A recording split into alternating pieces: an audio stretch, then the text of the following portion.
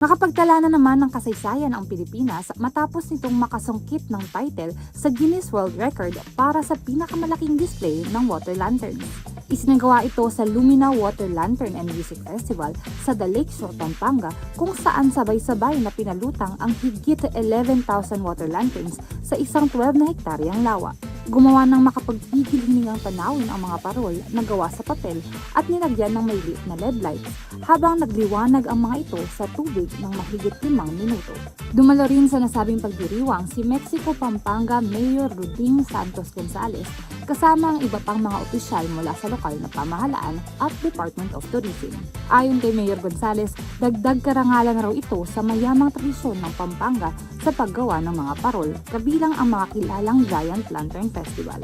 Bukod sa makulay na water lantern display, nagsagawa rin ang mga organizer ng mga eco-friendly initiatives tulad ng cleanup, waste disposal at recycling activities matapos ang event. Matatanda ang bago masungkit ng Pampanga ang titulo, hawak ito ng isang unnamed entity na merong humigit kumulang 10,000 lanterns.